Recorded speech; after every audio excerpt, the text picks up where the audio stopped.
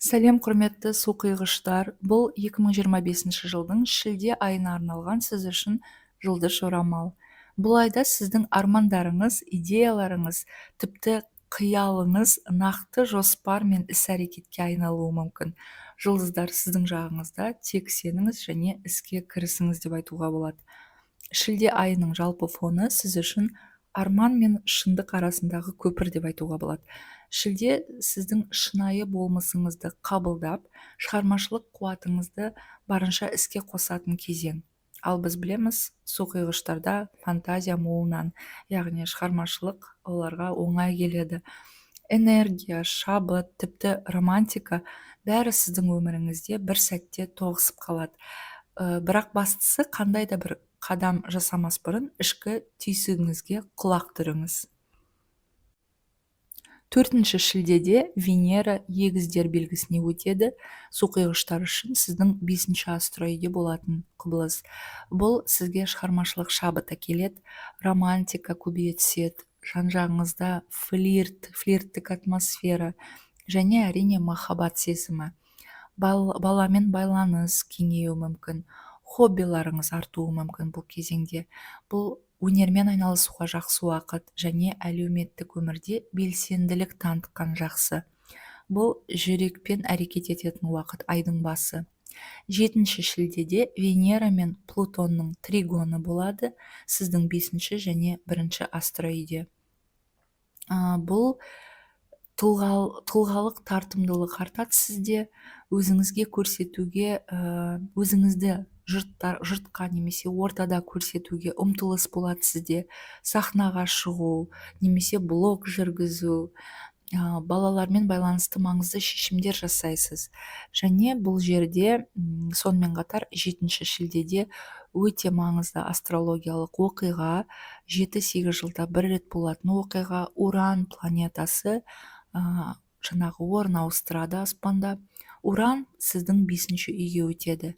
Алдағы 7 жылда, яғни 2032-33 жылға дейін шығармашылық, махаббат және өзін өзі таныту кезеңі болады су құйғыштар үшін.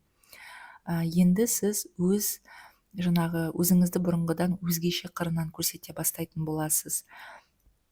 Уран туралы, яғни Уранның планета белгі ауыстыратыны туралы және үй ауыстыратыны туралы бөлек видео жасаймын, себебі бұл өте маңызды оқиға және әрбір белгіге әртүрлі әсер етеді. Бірақ бұл жерде тек қысқаша айтып кетіп жатырғаным сіз үшін, яғни су құйғыштар үшін Уран 5-ші үйге өтіп жатыр. Ал 5-ші үй ол бізде балалар үйі, махаббат үйі, яғни хобби, шығармашылық. Сондықтан бұл тек қысқаша ғана былай ақпарат. Шілде туралы жалғастыратын болсақ, 10 шілдеде толық ай тауешкі белгісінде болады. Аспанда ай, яғни тауешкі белгісінде болады. Ал су құйғыштар үшін бұл сіздің 12-ші астероиде болады. Яғни бұл тынығуға жақсы уақыт, ішкі түйсікке сену, құпиялар ашылуы мүмкін бұндай кезде, немесе біреудің сізден жасырын жасаған нәрселерін көріп қалуыңыз мүмкін, сезіп қалуыңыз мүмкін. Және бұл өткенмен қоштасуға жақсы кезең. Эмоционалды жағынан жаңаруға, медитация жасауға, рухани тәжірибелердің егерде осыған дейін ұстанған болсаңыз, қазір сізге пайдасы мол болады. Яғни 10 шілдеде жан дүниеңізді тазартатын кезең. 13 шілдеде күн мен солтүстік ай түйіні тригон жасайды 7 және 3 астероиде. Бұл уақытта жақын адамдармен ашық әңгіме немесе ашық отырып сөйлесуге жақсы уақыт. Жаңа серіктестіктер орнатуға болады. Құнды ақпарат аласыз, немесе қысқа сапар тағдырлы шешімге себеп болуы мүмкін. Сондықтан егерде сізді бір жаққа шақырып жатса, міндетті түрде барыңыз, қалмаңыз, адамдармен танысыңыз. Яғни 13 шілде аралығында хабарлама немесе кездесу барлық өміріңізді өзгертіп жіберуі мүмкін. Қандай да бір ақпарат, хабарлама сізге келетін немесе кездесулер. судьбоносный деп айтады ғой, сол сияқты тағдырыңыз өзгеріп кетуі мүмкін. Қарап қойыңыз жан жағыңызға. 18 шілде мен 11 тамыз аралығында Меркурий ретроградты жүрісте болады, яғни артқа қарай жүреді. Су құйғыштар үшін бұл сіздің 7-ші астроиде болады. Бұл кезеңде бұрынғы серіктестермен байланыс, қарым-қатынасқа қайта оралу, яғни ескі қарым-қатынасқа немесе көптен көрмеген адамдармен мысалы қайта қарым-қатынас орнату, келісім шарттар болса, егер де кәсіппен айналыссаңыз, соларды қайта қарастыруға болады. Жаңағы контракт, договор деген нәрселерге өзгерістер енгізуге болады. Серіктестікте қатысты жаңағы ой өзгеруі мүмкін сізде. Яғни барлық түрлі қарым-қатынастарды қайта бағалайтын уақыт. Келесі 22-23 шілдеде Марс пен оңтүстік ай түйіні қосылады. Су құйғыштар үшін бұл сіздің 4-ші үйде болады. 4-ші үй бізде мүлік, отбасы, руымыз. Бұл кезеңде үй, ата-ана, отбасылық қарым-қатынас туралы ойланатын боласыз, немесе соны одан да кеңейткіңіз келеді, жақсартқыңыз келеді. Кішкене сонымен қатар бұл үй ішінде қайта жөндеу жұмыстарын жасауға жақсы уақыт, немесе көшу мәселесін көтеруіңіз мүмкін. Үй ауыстыру, жер таңдау мысалы, ішкі ашу жақындарға бағытталуы мүмкін. Яғни іштей жақын адамдарға ашылғыңыз келеді. Эмоцияны бақылауда ұстау керек бұл кезеңде, және қатты эмоцияға берілмеу керек, себебі қандай нәрсе болса да, ал бұл кезде сізде кішкене маңызды эмоционалды диалогтар құрылуы мүмкін отбасы ішіндегі адамдармен. Бірақ не болғанда да есіңізде болсын, барлық нәрселер сіз үшін оң жағынан шешіледі, сондықтан сабырлы болу керек. 24 шілдеде аспанда жаңа ай туады. Жаңа ай шілденің соңында Арыстан белгісінде толады. Ал су құйғыштар үшін бұл сіздің 7-ші астроиде болады. 7-ші астроид бізде жаңағыдай партнерство, яғни біздің серіктестіктер, сонымен қатар махаббат немесе іскерлік қатынастардың басталуы. Бұл жерде күтпеген таныстық немесе күтпеген махаббат болуы мүмкін. Некеге отыруға жақсы уақыт, немесе некеге отыруға шешім жасау, келісімдерге отыру, серіктестік идеялары пайда болуы мүмкін. Яғни достарыңызбен немесе құрбыңызбен бірге бизнес жасау идеялары келеді. Серіктестікпен ортақ болашақты құру да болады. Яғни бірге жұмыс жасайтын адаммен, мүмкін коллективтегі біреумен, немесе көптен таныс, бірақ дос болып жүрген адаммен қазір мысалы қаншалықты бірдей жақсы сезінесіз бір-біріңізді, қаншалықты бір-біріңізді жақсы танисыз деген жаңағы диалогпен сөйлесіп келіп, бірге ортақ болашақ құруға мысалы бет бұрасыз. Яғни қарым-қатынастың жаңа кезеңі басталады 24 шілдеден бастап, осы жаңа ай туғанда шілдеде. Бұдан басқа 25 шілде күні мұқият болу керек. Бұл күні күн мен Плутон планеталарының оппозициясы болады 7-ші және 1-ші астроиде. Бұл кезде серіктестің үстемдігі сезіледі, тепе-теңдік бұзылуы мүмкін сізбен қарым-қатынаста. Эмоционалды жағынан шиеленістер болуы мүмкін. Жеке еркіндікке одан сайын қатты ұмтыласыз. Негізі су құйғыштар өте еркін адамдар, яғни еркіндікті жақсы көреді. Тек қана өзінің жаңағы мен қалай білем, солай өмір сүрем демекші. Ал бұл уақытта сол айдың соңына қарай сіз кейбір адамдар мүмкін жеке сіздің шекараңызды бұзып тұрған сияқты болуы мүмкін. Одан да қаттырақ жеке еркіндікке ұмтылуыңыз мүмкін.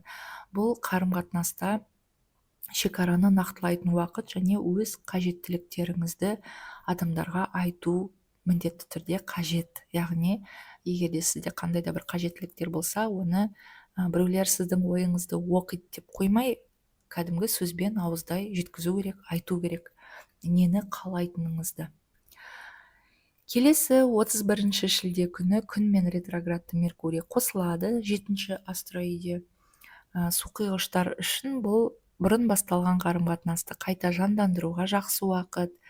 Қарым қатынас туралы түсініктер келеді, жаңа түсініктер келеді, басқа жағынан мүмкін қарайсыз. Маңызды әңгімелер көп болады айдың соңында.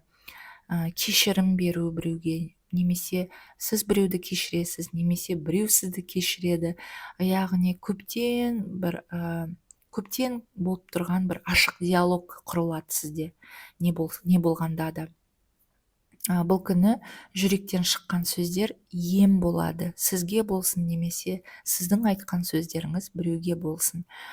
Көріп тұрсыз, суқиғыштар, негізі шілде айында сізде көптеген планеталар жетінші үйде тоқталады.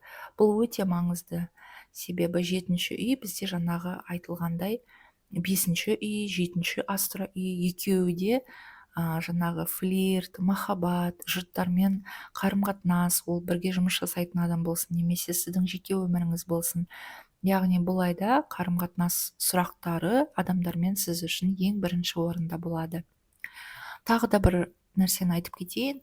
Нептун планетасы, яғни бізге интуицияны қозғайтын планета, 1-12 шілде аралығында суқиғыштардың 2-ші үйінде стационарды түрде болады. 2-ші үй болғандықтан бұл жерде ақшаға байланысты сұрақтар, сондықтан қаржыға байланысты, ақшаға байланысты, немесе табысқа байланысты сізде иллюзиялар болуы мүмкін. Сондықтан бұл жерде мұқият болу керек, сеніп қалмау керек, план жасағанда логикамен ойлау керек. Себебі Нептун бізде интуицияны күшейтеді. Сондықтан егерде ақша жаңағы инвестиция жасайтын болсаңыз, бұл жерде үлкен бір сауда-саттық жасайтын болсаңыз, дұрыстап ойланып, интуицияны дұрыстап қарап, бұл күндері, яғни 1-нен 12-сіне дейін адамдар түс көрсе, мысалы түсінде түстер орындалатын түстер болады ғой, сол сияқты, немесе түсіңізде подсказка ретінде, мысалы кейбір знак деп айтады ғой, сол сияқты бір нәрселер көруіңіз мүмкін. Сондықтан көрген түсіңізді қағазға түсіріп, оны талдап көруге болады. Сонымен қатар армандар мен ресурстар арасына шекара қою керек. Яғни бір нәрсені армандаған ол бір сұрақ, арман ол арман. Ал ресурстар, яғни қанша бізде ол арманды жүзеге асыру үшін қанша менің уақытым бар, менде керек оған білім бар ма, менде оған керек ақша бар ма. Яғни ресурстар және армандар ол екі бөлек нәрсе.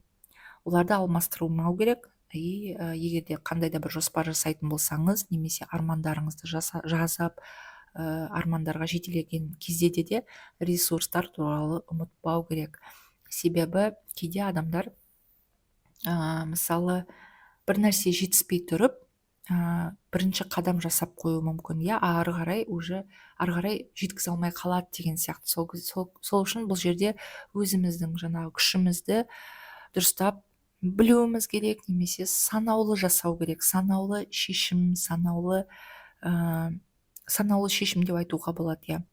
Яғни ақшаға қатысты өте нақты жоспар болу керек, ешқандай иллюзиясыз. Қиял мен шындықтың ортасында, яғни тепе-теңдік табатын уақыт, баланс іздейтін уақыт. Қымбатты суқиғыштар, 2025 жылдың шілде айы көріп тұрсыз, махаббат, серіктестікте жаңа тыныс алу, шығармашылық пен шабытқа толы күндер көп болады сізде. Өзіңізді танып, басқалармен үйлесім табуға мүмкіндік береді бұл ай. Арманыңызды нақты шындыққа айналдыратын ай. Жұлдыздар сізге күш беруде, тек сеніңіз, әрекет етіңіз және өмірден ләззат алыңыз. Құрметті суқиғыштар, мен сіздерге сәттілік тілеймін. Видеоны лайк басып, пікір қалдырып, арнаға жазылыңыз.